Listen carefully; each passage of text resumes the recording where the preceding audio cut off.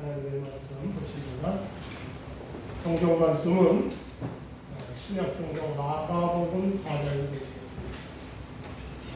신약성경 마가복음 4장 35절에서부터 41절의 말씀입니다.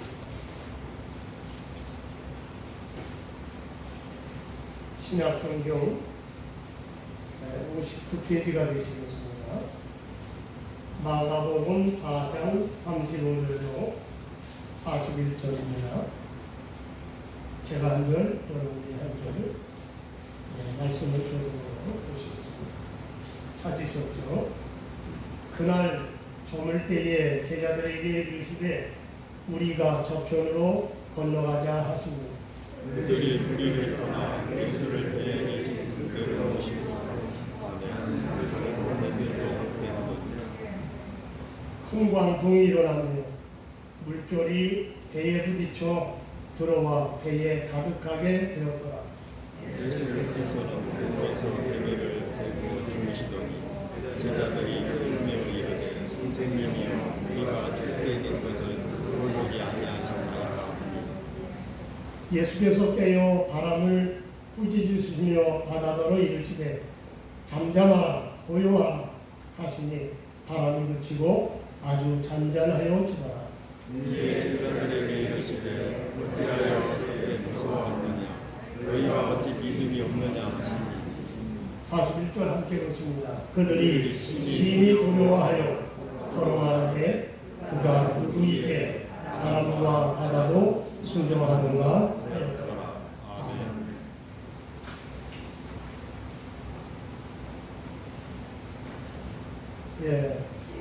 오늘 아침의 말씀의 제목은 너희가 어찌하여 믿음이 없느냐.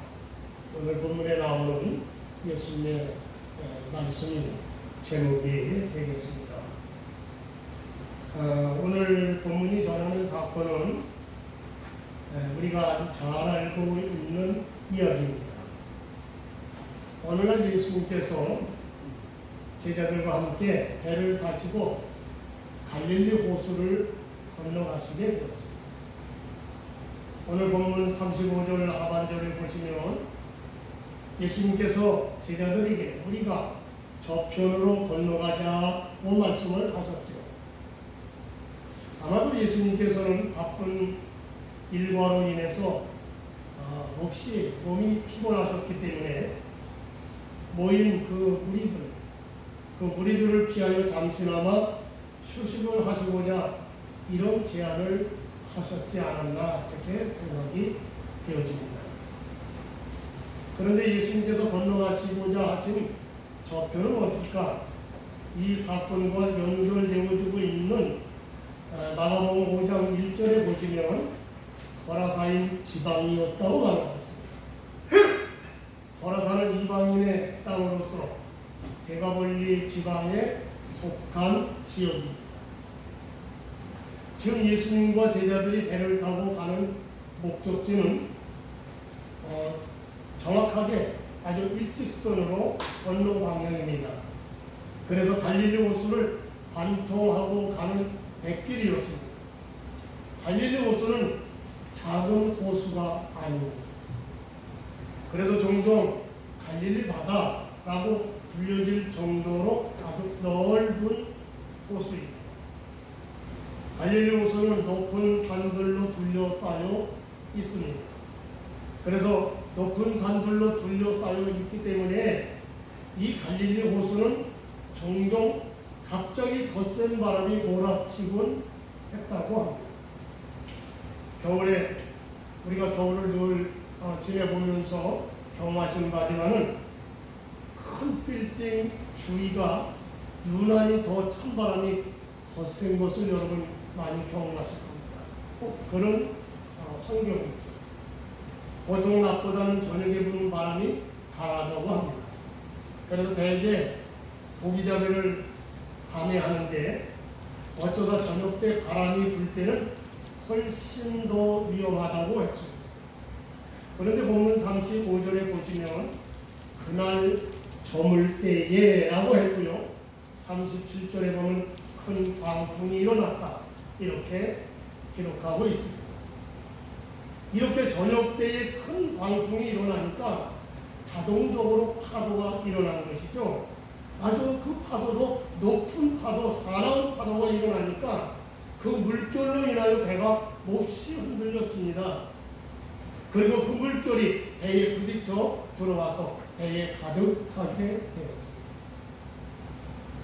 그리고 똑같은 이 사건을 기록한 이 사건이 세 군데 다 기록되어 있는데 누가복음 8장 24절에는 그러므로 사람과 배가 다 위태롭게 되었다라고 기록하고 있고, 그러므로 제자들은 이제 죽었구나 생각하며 무서워했다고 38절에 말씀하고 있죠. 그런데 놀라운 것은 그 방풍 노도 속에서도 그로 인하여 사람과 배가 다 위태롭게 되었음에도 불구하고 우리 예수님은 태연히 잠들어 계셨다는 겁니다. 제자들은 예수님을 깨우며 말하죠. 선생님이 우리가 죽게 된 것을 돌보지 아니하시나이까. 얼마나 다급하면 이렇게 말을 할까요? 그러자 더 놀라운 일이 벌어졌습니다. 그것은 잠에서 깨어나신 예수님께서 바람을 꾸짖으시며 바다더러 이르시되 잠잠하라 고요하라. 그렇게 명령하시니까 바람이 그치고 바다가 아주 잔잔해졌다. 얼마나 놀라운, 세상에 수많은 인생들이 왔다가 가도 지금도 오고 있습니다만 어떤 사람이 바다를 이렇게 잔잔하라 명했는데 잔잔해지는 일이 있습니까? 깜짝 놀라요. 그리고 예수님은 제자들을 책망하셨죠. 어찌하여 이렇게 무서워하느냐? 너희가 어찌 믿음이 없느냐? 그러므로 제자들은 심히 두려워하며 서로 말하기를 도대체 이분이 누구시길래 바람과 바다도 그의 명령에 순종하는가 했다는 것이죠. 오늘 이 말씀, 이 사건에서 우리는 아주 중요한 사실을 발견할 수가 있습니다. 그리고 우리에게 많은 것을 생각하게 하고 깨닫게 해줍니다. 오늘 아침 우리가 이 말씀을 통해서 저와 여러분들이 정말 깊은 교훈을 통해서 은혜 받고 또 우리의 삶에 능력의 말씀이 되시기를 주님으로 축원합니다. 먼저는 제자들이 큰 풍랑으로 위태롭게 되었을 때, 그때가 언제였느냐는 겁니다. 풍랑으로 위태롭게 되었을 때가 언제였을까요? 오늘 본문 35절에 보면 그날 저물 때에라고 이렇게 말합니다. 마태복음도 또 누가복음에도 다 똑같이 기록을 하고 있습니다만 마태와 누가복음에는 아주 자세한 설명이 없습니다. 마가는 아주 정확하게 자세하게 깊이 우리에게 설명하고 있습니다. 그날 저물 때라고 했습니다. 그러면 그날은 어떤 날일까요? 네? 앞에 분명히 그날이라고 저물 때라고 하는데 그날이 어느 날입니까? 어떤 날입니까? 그날은 마가복음 오늘 본문 맨 앞으로 가면 마가복음 4장 1절에 보시면 갈릴리 바닷가에 많은 무리들이 모여들었는데 그 무리들에게 우리 예수님께서 배를 탄 채로 네 가지 땅에 떨어진 씨앗의 피우, 네 가지 씨앗 피우시죠? 네 가지 땅에 뿌려진 씨앗, 그리고 자라나는 씨앗 그 비유, 그리고 겨자씨 비유 등등 하나님 나라의 비밀을 여러 씨앗의 비밀을 통해 말씀하시던 그날이었습니다. 다른 어떤 날보다 예수님의 말씀을 통해서 제자들은 하나님의 나라에 대한 비밀을 깨닫게 되었습니다. 믿음의 비밀도 깨달았습니다. 겨자씨 비유를 통해서 하나님 나라의 시작은 미약하지만 나중에는 창대할 것이라고 하는 그러한 큰 감동과 은혜를 받았습니다. 제자들은 특히 겨자씨 비유에 아마 더 많은 은혜를 받았던 것 같아요. 왜 그랬습니까? 이 겨자씨 비유를 통해서 예수님께서는 마침내 백성들을 모아서 저 로마를 물리치고 이스라엘 나라를 회복시킬 것이다 하고 그들을 기대하게 되고 감동하게 되고 여기에 저들의 마음이 충만했습니다. 그런데 그날 밤이었습니다. 이렇게 큰 은혜를 받은 그날 밤이었습니다. 예수님을 모시고 갈릴리 호수를 건너가다가 큰 광풍이 몰아치고 큰 물결이 일어나 배가 가라앉을 정도로 큰 위험에 처했습니다. 오죽하면 제자들이 선생님이여 우리가 죽게 되었나이다라고 외쳤을까요? 이런 풍랑이 말씀으로 은혜를 받고 기쁨이 충만했을 때 왔다는 겁니다. 성경에도 보면 다윗이 인생 풍랑을 만나고 미혹을 당했을 때가 그의 인생의 최고로 승승장구했을 때였습니다. 거의 최고의 정점에 올랐을 때 하나님의 은혜로 주변의 나라들을 모두 정복했습니다. 블레셋을 그리고 모압을 아말렉 그리고 아람의 소왕국인 소바와 에돔을 정복하고 마지막 암몬을 이제 정복하려는 때였습니다. 그러한 때 다윗은 요압에게 다 맡기고 요압을 전장터에 보내고 자기는 예루살렘에 남아 낮잠을 일어나 왕궁 옥상을 거닐다가 아름다운 여인 바세바를 보고 하나님 앞에 범죄합니다. 그리고 그때부터 다윗의 인생은 하얀 곡선을 그렸습니다. 성경을 잘 보시죠. 그때까지가 최고 절정이었고요. 그 이후에는 다윗의 인생은 하얀 겁니다. 그렇습니다. 우리가 말씀과 성령으로 은혜받고 믿음으로 살려고 할 때에 또한 주님이 복을 주셔서 우리가 승승장구할 때에 사탄은 나타나요. 사탄은 우리에게 풍랑을 주고 시험에 빠뜨립니다. 그러므로 여러분 시험에 들지 않기 위해서 쉬지 말고 기도하라고 하신 것을 기억하시길 바랍니다. 시험에 들지 않기 위해서 날마다 쉬지 않고 기도하시기를 주의 이름으로 축원합니다. 그런데 제자들이 예수님을 모시고 배를 타고 가다가 큰 풍랑을 만났습니다. 풍랑을 만난 그 배에는 제자들만 탄 것이 아니라는 사실, 우리 예수님도 함께 타고 가셨다는 사실. 다시 말씀을 드리면 풍랑이 마치 믿음이 없는 사람들이 탄 배만 불어닥친 것처럼 우리가 생각을 하는데 그게 아니라는 겁니다. 예수님과 제자들이 탄 배에도 침몰할 정도로 강하게 불어닥친 겁니다. 많은 그리스도인들이 질문하는 공통된 질문이 하나 있습니다. 그 공통된 질문이 뭔지 아십니까? 그것은 신앙생활을 잘하는데도 왜 고난이 생기는가요? 신앙생활을 잘하는데도 왜 고난이 오는가요? 그 질문. 이 질문은요, 믿음을 그냥 대충 하는 사람들이 질문하는 게 아닙니다. 나름대로 신앙생활을 열심히 잘한다고 생각하는 그런 분들이 하는 질문이에요. 네? 정말 말씀대로 살려고 하고 열심히 신앙생활하려고 하고 정말 믿음대로 살아보려고 애쓰는 그런 사람들이 이 질문을 하고, 여러분들도 같은 질문을 하고 계십니까? 오늘 말씀에서 정확한 해답을 받으시기를 바랍니다. 제자들이 예수님을 모시고 배를 타고 갈릴리 호수를 건너가다가 광풍과 풍랑을 만났습니다. 그것도 예수님께서 예수님이 가자고 하시다가 하셨기 때문에 가다가 풍랑을 만났어요. 아니 제자들이 우겨서 간 게 아니에요. 제자들이 예수님이 가자고 하셨어요. 그렇습니다. 예수님을 잘 믿는 우리들에게도 언제든지 풍랑이 불어닥칠 수 있다는 겁니다. 그럼에도 아직도 많은 그리스도인들 중에는 예수님을 잘 믿으면 환난이나 위험이 아예 없을 것이라고 생각하고 있습니다. 나름대로 신앙생활 잘하는 사람일수록 더욱 그런 생각이 짙습니다. 심지어는요, 불신자들이 예수님을 믿는 성도들에게 뭐라고 합니까? 아니 예수님을 믿는다고 하면서 왜 그런 어려움이 오느냐? 저러 합니다. 아니 예수님을 믿는다고 예수님을 믿는다면 왜 그런 어려움이 와? 하고 저러. 그런데 여러분, 예수님 잘 믿는 성도들도 인생의 풍랑을 만나 어려움에 처할 수 있다는 사실을 알아야 합니다. 예수님이 타고 계신 배에도 광풍이 불어닥쳤는데 하물며 우리라고 예외일 수가 있겠습니까? 우리의 생각이 바뀌어야 합니다. 우리에게도 언제든지 고난이 닥칠 수 있다는 것. 그러나 우리 믿음의 성도들은 믿음으로 인내하며 그리스도 안에서 승리할 수 있는 줄을 믿으시길 바랍니다. 우리 인생에 불어닥치는 광풍들이 뭘까요?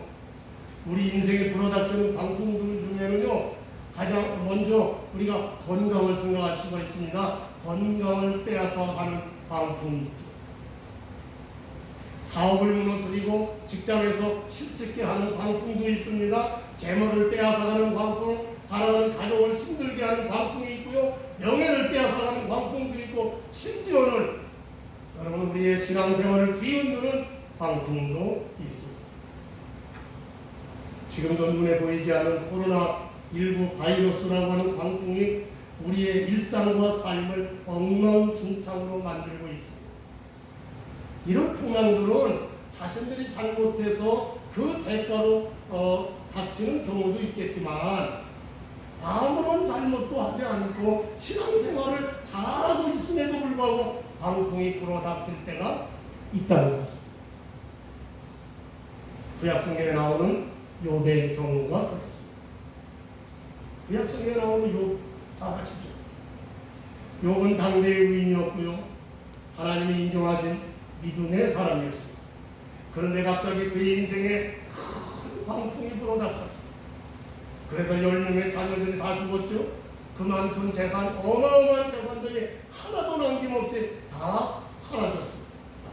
그리고 마지막 남은 건강까지도 빼앗겼습니다. 주위 사람들은요, 완전히 폐가 망신된 욥을 다 떠나갔습니다. 심지어는 그의 아내까지도 하나님을 원망하고 질책하기도 했습니다. 그러나 욥은 믿음으로 자기에게 임한 인생의 풍랑을 잠잠하게 만들었습니다. 욥기서 23장 10절에 보면 욥은 이렇게 말합니다. 내가 가는 길을 그가 아시나니 그가 나를 단련하신 후에는 내가 순금같이 되어 나오리라. 그때 고백을 하고 자기에게 닥친 인생의 풍랑을 믿음으로 극복했습니다. 그 결과 어떻게 됩니까? 하나님은 욥에게 갑절의 복을 주셨습니다. 신약 성경에 나사로와 그의 두 여동생인 마르다와 마리아의 경우도 마찬가지입니다. 나사로와 마르다, 마리아 3남매는 일찍이 부모님을 여인 곳으로 나오고 있습니다. 나사로가 가장 역할을 하던 그런 가정이었죠. 나사로 3남매는 누구보다도 예수님을 사랑했습니다. 예수님께서 예루살렘을 방문하실 때에는 항상 나사로의 집에서 묵을 정도로 각별한 관계였습니다. 요한복음 14장 4절에 보시면 예수께서 본래 마르다와 그 동생과 나사로를 사랑하시더니라고 하는 그 말씀의 기록을 보면 그 말씀이 예수님과 나사로 3남매가 아주 특별한 관계라고 하는 것을 설명해 줍니다. 그런데 이들 가정에 예상치 못했던 큰 풍랑이 닥쳤습니다. 그것을 가장 역할을 하던 나사로가 죽을 병에 들었습니다. 지금으로 말한다면 말기암에 걸려서 백약이 무효했다고 하는 의미입니다. 결국 나사로가 그 병 때문에 죽었어요. 물론 보면 예수님께서 무덤에 있던 나사로를 살려주셨죠. 우리 예수님께서 나사로를 살려주셨습니다마는 누구보다도 예수님을 사랑했고 변함없이 예수님을 섬겼던 나사로가 이런 인생의 광풍을 만났다는 것이 쉽게 이해가 되지 않을 수가 있습니다. 욥이나 나사로의 경우를 보면 신앙생활을 잘하는 사람들에게도 풍랑이 닥친다는 것을 알 수가 있습니다. 그러므로 신앙생활을 열심히 하는 저와 여러분들에게도 인생의 광풍이 불어올 수 있다는 것입니다. 그러나 두려워하지 마시기를 바랍니다. 전능하신 예수님이 우리와 함께 계시기 때문에 참으로 주님을 의지하시고 두려워하지 마시기를 예수님의 이름으로 축원합니다. 자, 그런데 제자들이 예수님을 모시고 배를 타고 가다가 큰 풍랑을 만나자 어떻게 어떻게 됐습니까? 제자들이 예수님을 원망했습니다. 제자들이 예수님을 원망했습니다. 제자들이 예수님을 모시고 갈릴리 호수를 건너는데 큰 광풍이 일어났다고 했죠. 그런데 이 갈릴리 호수는 음산한 기후라고 합니다. 여기는 항상 음산한 기후인데 때로는 무서운 광풍이 일어난다고 하죠. 그것은 갈릴리 호수가 지중해 수면보다 200m 정도 더 밑으로 들어간다고 합니다. 이렇게 낮기 때문에 헐몬산에서 요단 계곡으로 흐르는 이상한 기후, 찬 기류가 흐를 때에 그 기류가 깊은 웅덩이와 같은 갈릴리 호수로 급하게 내려와서 뼈머리 같은 바람을 일으키고 이때 물이 요동하여 무서운 풍랑을 일으킨다고 합니다. 그 풍랑으로 인해 파도로 큰 물결이 배에 부닥쳐 들어왔습니다. 제자들은 누굽니까? 어부였죠. 갈릴리 호수의 어부입니다. 갈릴리 바다에 갈릴리 호수의 능석관 갈릴리 출신 어부들이죠. 호수와 배에 관한 일이라면 전문가들이었습니다. 그런데 광풍이 불자 능숙한 어부들인 제자들은 어떻게 했을까요? 그들은 예수님을 찾지 않았습니다. 파도가 쳐서 물에 들어오자 능숙한 뱃사람인 베드로는 아마 키를 잡았을 겁니다. 파도가 심할 때 반드시 선장이 키를 잡습니다. 항해사에게 맡기자. 아주 능숙한 뱃사람 베드로가 잡았습니다. 그리고 제자들은 모여서 열심히 배에 들어온 물을 퍼냈습니다.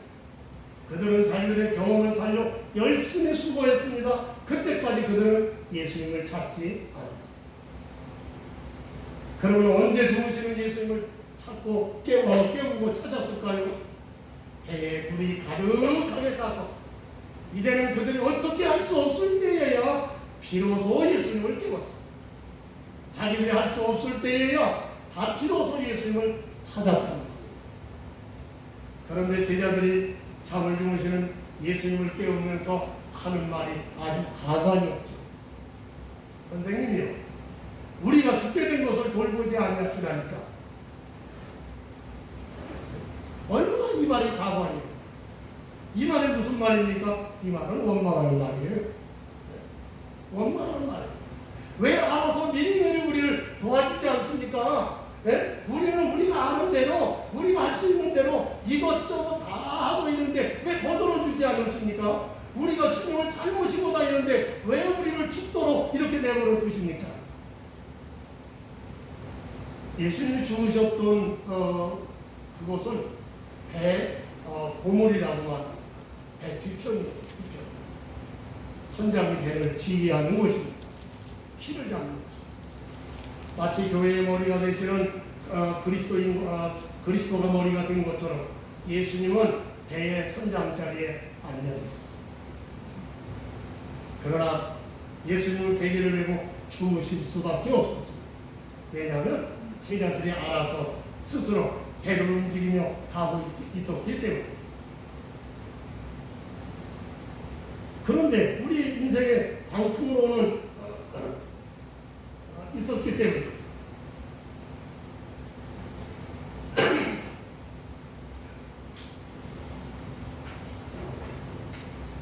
그런데 우리 인생의 광풍으로 오는 모든 풍랑은 어떤 것입니까?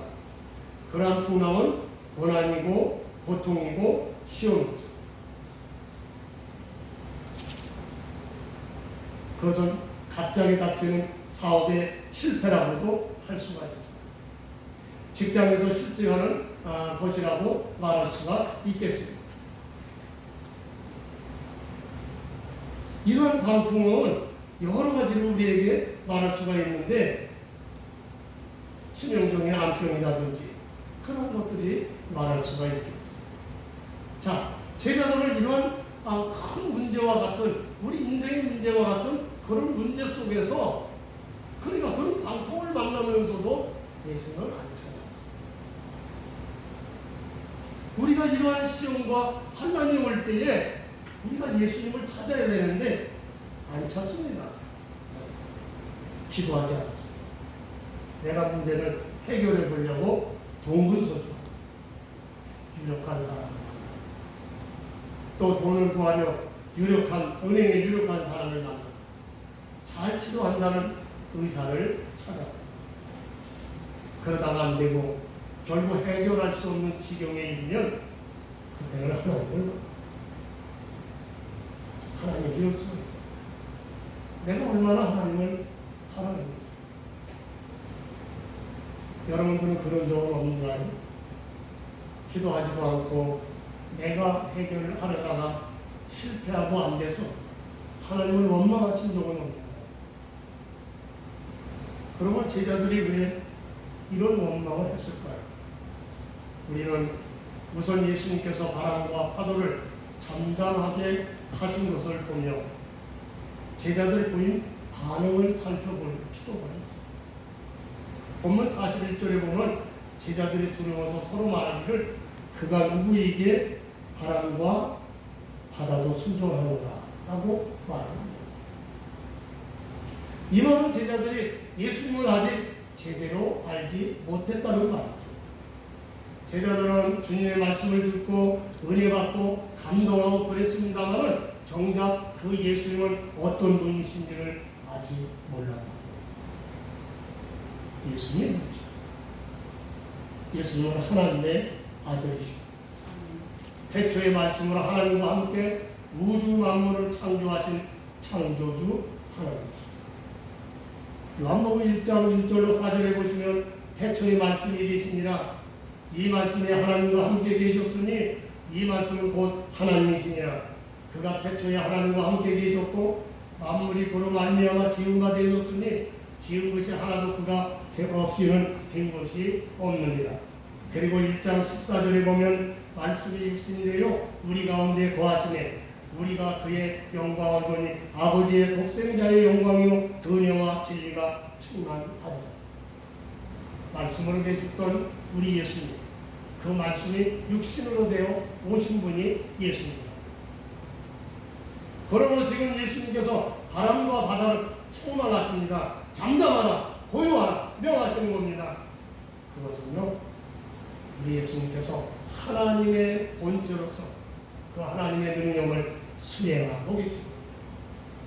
그 예수님은 하나님의 아들이시고 우주 만물의 주인이시라는 것을 알았다면 이 사건을 똑같이 기록한 마태복음이나 누가복음에 기록한 것처럼 주여 주여 우리가 죽겠나이다 아마 그렇게 말하지 않았을 겁니다. 그리고 오늘 본문 38절에 기록된 말씀처럼 선생님이 우리가 죽게 된 것을 돌보지 아니하시나니까 하고 원망하지는 않았습니다. 그러므로 예수님께서 제자들을 향하여 질책하시고 외치신 것이 믿음이었습니다. 어찌하여 이렇게 무서워하느냐? 너희가 어찌 믿음이 없느냐? 그 말씀. 제자들은 예수님과 함께 있으면서도 전능하신 예수님에 대한 믿음이 없었던 여기 예수님께서 어찌하여 이렇게 무서워하느냐라고 하신 것은 제자들이 큰 광풍과 파도로 인하여 배가 침몰할 것 같아 무서워했던 것을 지적하십니다. 제자들은 만물을 지배하시는 예수님을 보지 않고 큰 광풍과 파도만 본 것입니다. 그래서 제자들은 큰 두려움에 빠졌고 죽을 것만 같아서 이와 같이 공포에 휩싸였던 겁니다. 우리도 마찬가지로 우리 앞에 있는 광풍을 바라보면 두려움에 빠질 수밖에 없습니다. 광풍을 보면 나와 함께 계시는 예수님, 나를 사랑하시고 나를 보호하시는 예수님에 대한 믿음이 다 사라져 버릴 수밖에 없습니다. 그러나 여러분 생각해 보시길 바랍니다. 광풍이 더 큽니까? 아니면 예수님이 더 크십니까? 예수님께서 풍랑보다 더 큰 분이심을 믿는 것이 믿음입니다. 믿음은 풍랑보다 더 크신 예수님을 믿음으로 바라보는 그 예수님을 바라보는 믿음은 나를 구원하시는 하나님의 능력을 믿는 믿음. 그러므로 여러분 우리 인생에 문제가 생길 때 문제 자체에 매몰되지 말고 문제의 해결자이신 예수님을 믿고 승리하시기를 축원합니다. 모세가 가나안 땅에 12명의 정탐꾼을 보냈습니다. 그런데 정탐꾼 가운데 여호수아와 갈렙은 믿음의 눈으로 그 땅을 보았습니다. 그러나 나머지 10명은 어땠습니까?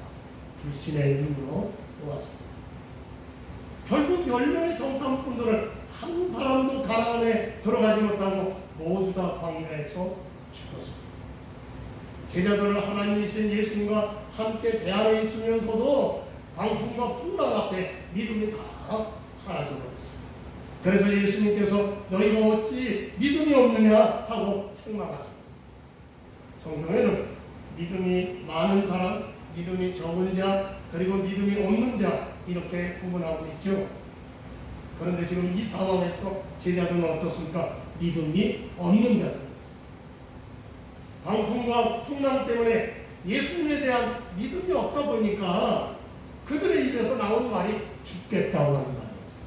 죽겠다. 나 이제 큰일 났습니다. 불신자들은 예상치 못한 광풍이 닥치면, 인생의 광풍이 닥치면 뭐라고 하느냐? 죽겠다고 합니다. 그러나 우리 믿는 성도들은 이런 광풍이 우리에게 올 때에 구원하심이 주께 있습니다 라고 고백해요. 구원하심이 주께 있습니다. 분명히 죽겠다고 하는 말은 불신자들의 말입니다. 그러므로 믿음의 성도들은 구원이 주께 있음을 날마다 고백하시기를 바랍니다. 이 고백이 진정한 믿음이요 죽음의 풍랑도 해결할 수 있는 능력입니다. 우리 인생에는요 크고 작은 풍랑이 분명히 있습니다. 이런 풍랑이 우리에게 없다고 생각하면 오산입니다. 앞에도 말씀을 드렸지만 우리의 삶에 우리 예수님과 우리가 함께 있고 우리 하나님을 믿고 우리 주님을 의지하고 살고 있는, 아니 신앙생활을 잘하고 있는 저와 여러분들도 예외가 아닙니다. 그런데 믿음이 있는 사람에게는요 이 풍랑이 시험이 되고, 그러나 마침내 축복이 된다는 사실. 우리에게 닥친 풍랑은 역처럼 우리를 단련하신 후에 더 큰 복을 주시기 위한 하나님의 방법이기도 합니다. 그러므로 인생의 광풍이 불어닥칠 때 절대로 두려워하거나 죽겠다고 하지 말고 구원하심이 주께 있음을 고백하시고 믿음의 주요 온전케 하시는 예수님을 바라보시기를 바랍니다. 코로나19 광풍이 3년째 우리들에게 불어오고 있습니다. 너무 큰 풍랑이어서 많은 이들이 큰 피해를 받고 지금 쓰러져 가고 있습니다. 특히 이번 코로나19 광풍은요 우리 신앙생활에 큰 피해를 주고 있습니다. 정말 많은 사람들이 코로나19 때문에 신앙상 문제가 많이 생긴 사람들이 많아요. 그럼에도 참된 믿음은 그 문제, 코로나19를 보는 것이 아니라 여러분 예수님을 바라보고 믿음의 눈을 들어 이 풍랑을 잠잠케 하실 우리 예수님을 바라보시길 바랍니다. 코로나19뿐만 아니라 또 새롭게 나타나는 원숭이 두창, 이것도 풍랑입니다. 그리고 우리 인생에 나타나는 여러 가지 풍랑, 여러분 이런 풍랑이 나타날 때마다 여러분 믿음으로 맞서서 승리하시는 저와 여러분 다 되시기를 예수님 이름으로 축원합니다. 기도하시겠습니다. 사랑하시는 아버지 하나님, 귀하신 은혜와 사랑하시는 감사합니다. 아버지 하나님께서 저희들을 이처럼 사랑하셔서 이 귀한 말씀을 통해서 우리가 이와 같이 은혜 받고 감사하고 기쁨이 충만하고 우리의 삶에 이와 같이 성공적인 삶이 이루어질 때에 이러한 인생의 풍랑이 온다는 사실입니다. 그것도 우리 하나님을 잘 믿는 그런 상황 속에서도 이런 풍랑이 옵니다. 이러할 때에 우리는 이 풍랑을 보지 않고 믿음의 주요 온전케 하시며 만물의 주인 되시는 우리 예수님을 바라보고 아버지 우리 예수님을 의지하고 믿음으로 승리하는 저희들이 다 될 수 있도록 믿음을 더하여 주옵시기를 바랍니다. 그래서 아버지 하나님이요 우리에게 끊임없이 오고 있는 이 많은 크고 작은 풍랑들 속에서 아버지 하나님 우리 쓰러지지 않고 오히려 우리 주님을 바라봄으로 승리하는 우리의 인생들이 다 되어질 수 있도록 하나님 축복하여 주옵소서. 예수님의 귀하신 이름으로 기도하옵나이다. 아멘.